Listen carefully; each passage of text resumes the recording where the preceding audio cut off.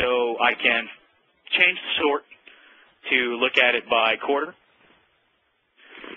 So I can quite easily select quarter, and you can see that it breaks them out, Q1 through Q4. I can filter very easily to say, let's just look at 2009, and it will filter that information for me. I can look down at month, so I can filter this even further to break it out. And we can see kind of based on the dashboard that we looked at earlier, we know that Q4 of 2009 was where we had the most impressions, so it only makes sense that in 11 and 12 we had these creatives out in these campaigns. And instead of that, maybe we can see that which campaigns we're running. So we can see the creative images sorted by campaign.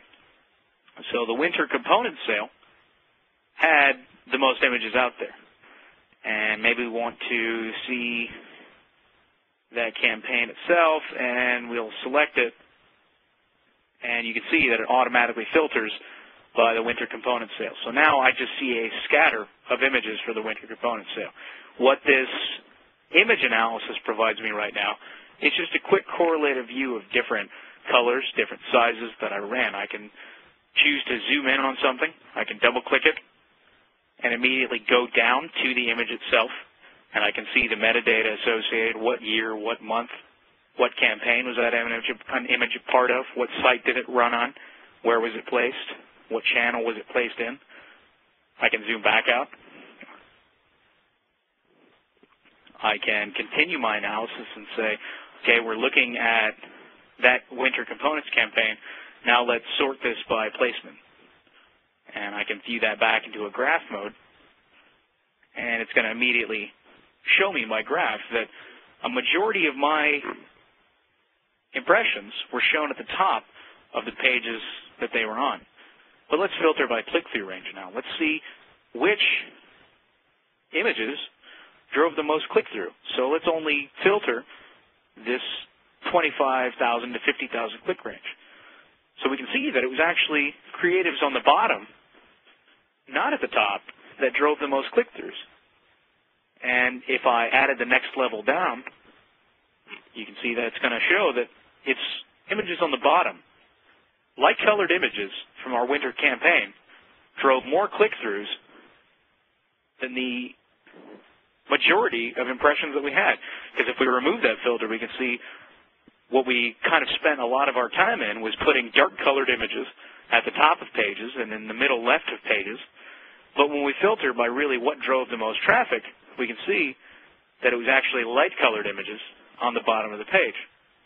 So by doing this type of image-based correlative analysis, I can start seeing insights into my marketing analytics that I've never been able to see before.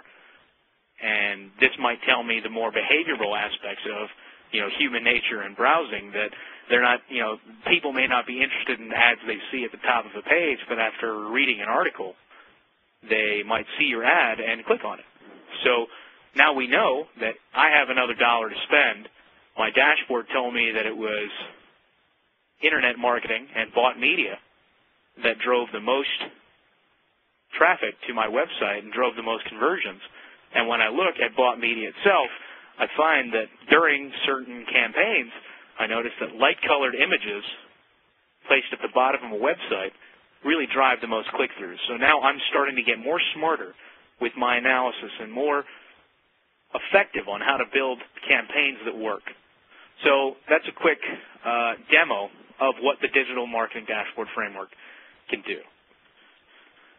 And we're running a little tight on time, so let's get back into our deck here.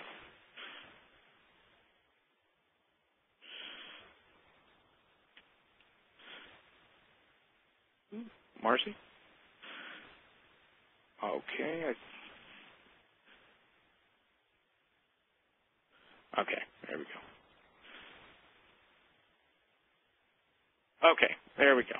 So, sorry about that little hiccup. So, the future of DMDF. Some upcoming enhancements in the next versions we have. Some greater integration with different systems. So, Microsoft Advertising, the Atlas platform, has a much more granular set of data that they can provide at the actual click level and the visit level that can give us more data points and more information to aggregate. We talked about the social media integration from the question that was asked earlier. We're going to integrate with mobile channels, so not just people who visit websites via mobile phones and slates and iPads and tablets, but also, mobile apps. I place my ad on different mobile apps that people use, so maybe I'm putting an ad on Pandora. What is that ultimately leading to when it comes to purchases? Same thing with YouTube. If I have videos, you remember Reebok did the fantasy football videos, or does the fantasy football profile videos every year. How much traffic does that drive to Reebok.com? As well, we want to create more intuitive funnels that are more behavioral-centric, more correlative-centric, attribution models, so you can see. We talked about in the digital sense that it's very hard to gauge what is the path of the user, what's driving influence, what's driving conversion, what's the attribution of how many site clicks, how many banner ads, how many emails that it take to cause conversion. We're building models that allow you to drive attribution, as well as making the DMDF available via the cloud and lowering your TCO.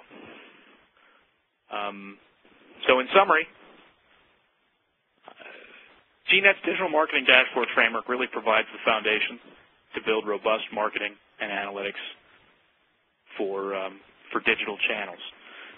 The whole goal is to provide an accelerator to get you the marketing insights you need out of the gate without having to spend months and months in design and development. This is something that's tangible, ready to go in just a few weeks span of time to get stood up and running and getting you the insight you need. We say endless reporting capabilities because that self-service aspect, using Microsoft SharePoint, Microsoft Performance Point, Microsoft Power Pivot, Pivot Viewer, allows you, the information worker, use the marketing professional, to consume information the way you need it, the method you need it, and from the IT perspective, allows you to focus on governance, focus on standards, focus on security, focus on data quality and stewardship, as opposed to dealing with a reporting queue that's a mile high. And altogether, the framework reduces risk. It's built on a pre-developed industry-standard BI best practices. So the APIs that are automated, the ETL routines, the data mart itself, the cubes, the dashboards that come out of the box are all built with industry best practice. They are optimal, they are backed up, they are secured. So in speaking about the BI platforms, I wanted one last polling slide before we open up for questions, just to get a feel for what your organization uses as an analytics platform. You use Microsoft BI. Excel is a part of that. Are you Cognos, Oracle, SAP, Crystal, other? What are you using in-house right now? We'll give a quick couple seconds for that.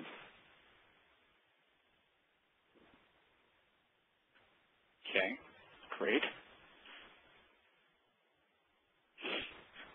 Couple of links. So this deck is not available for download right now. We will have this available for you, the presentation materials available for you on our website at gnetgroup.com, where you can copy these links. So you can go read the Polaris success story on our website. You can visit our blog, gnetgroup.wordpress.com. You can go to the Microsoft site, learn more about the BI platform, the SharePoint platform, and their online services platform. So at this time, I want to go ahead and open up the floor for any questions we have so I can answer them. If you don't have any right now that come to mind, you just kind of want to sit for a little bit and think, you can definitely reach us via email. Again, here's my email address. You can reach me on Twitter. You can reach the entire GNet team via Twitter as well. So at this time, I'm going to go ahead and pop open the Q&A form here and see what we've got.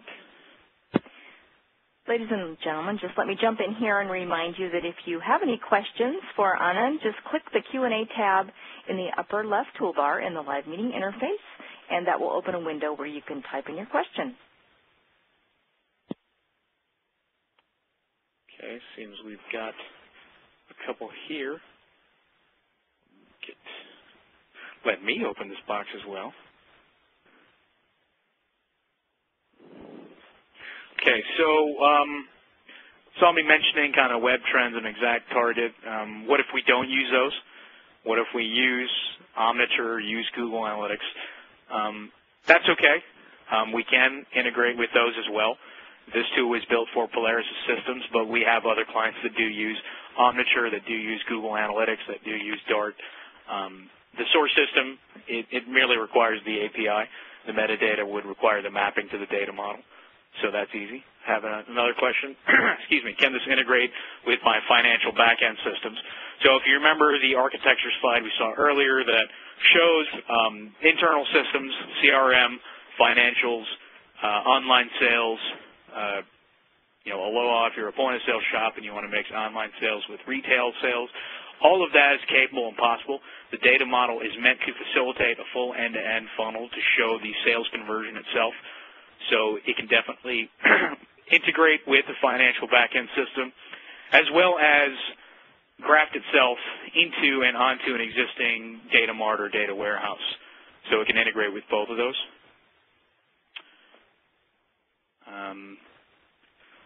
So another social media question. Again, yes, we are working both in the standpoint of ads being served via social media, but also social media as a platform and channel itself. We are working on that integration. Hosting and the cloud. Currently, GNet has a data center, and we can host this solution for you. So if you have, strapped for IT resources, or don't have the server capacity, or don't have the budget, need to want to use a solution but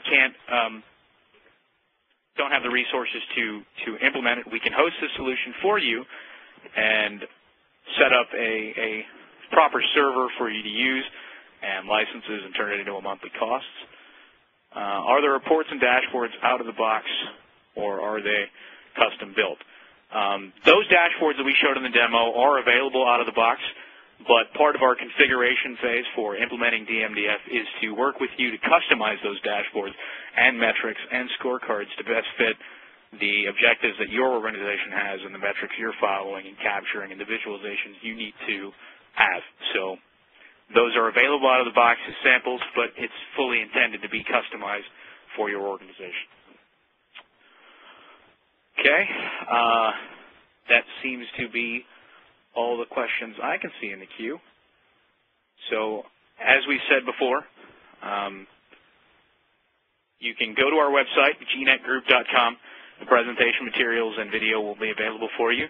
You can follow us on our blog, see different things that we are working on. We put tips up there, tricks for different Microsoft tools, different industry news that's coming out. Follow us on Twitter. You can follow me on Twitter. Keep up to date that way and interact with us that way. Same with LinkedIn and Facebook. Feel free to shoot any emails you have or any questions you have. Again, my email address is anand.pandey@gnetgroup.com. We'd love to hear from you and answer any questions you have. I think that would be all the questions. So we want to thank everybody once again for attending our webcast today. Appreciate you taking an hour out of the day. And we're really looking forward to hearing from you in the near future. So thank you again for coming. We appreciate it. Ladies and gentlemen, that concludes the audio portion of today's GNet Group presentation. Thanks again for coming. You may now disconnect from the audio portion of the presentation.